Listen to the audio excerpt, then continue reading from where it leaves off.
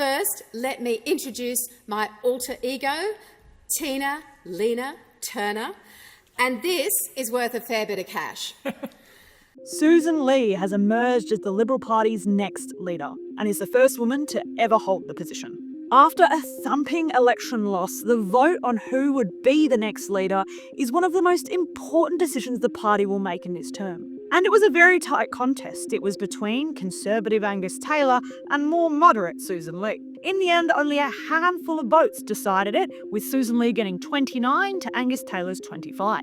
Sussan Ley's been the member for Farrer since 2001, which is the same year that former Liberal leader Peter Dutton was elected. Originally from England, she grew up in regional Australia and became a pilot, working as an air traffic controller and air stock mustering pilot, helping muster stock from above. It's going to be really interesting to see what the Liberal Party will look like under Sussan Ley. In her press conference on Tuesday, she talked about how policy will be formed with the whole party having input. No captain's calls will be made under her. Well, just here in this party room only a couple of hours ago, I committed to my colleagues that there would be no captain's calls from anywhere by me.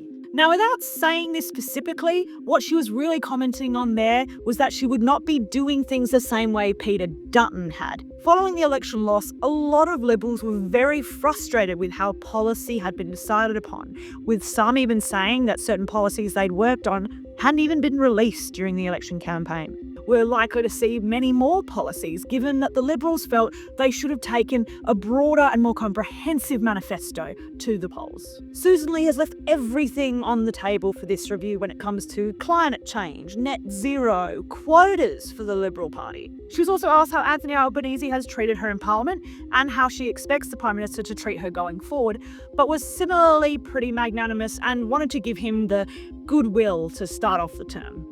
When it comes to the rest of the ministry, this will have to be decided between Sussan Ley and David Littleproud if they are going to form another coalition. Liberal MPs are telling us that they think Ted O'Brien, the deputy leader to Sussan Ley, will probably want the shadow treasurer portfolio. Other talented performers include Dan Tehan, James Patterson and Andrew Hastie. They're all probably looking for something in the national security portfolio, foreign affairs, home affairs or defence. So what Sussan Ley presented to us on Tuesday was a magnanimous, benevolent leader, but also a human being and someone who's more than just the first woman to lead the Liberals. She responded confidently to this question of if she's still going to be the leader in 3 years' time when we next go to an election, saying, of course, and that is absolutely her intention. I believe with the responsibility and the determination and the passion that I have.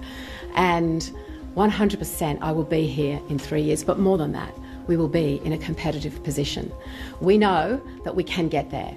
That's a tall order, given that she's going to be the leader of the party through some pretty tough times and hard questions about who they need to be, what they need to offer, and where they went wrong last time. After the shadow ministry is decided, we're all going to be turning our eyes to parliamentary sitting, which is due to recommence at the end of July, to see how she's going to do in that chair opposite Anthony Albanese, leading the Conservative Party beyond 2025.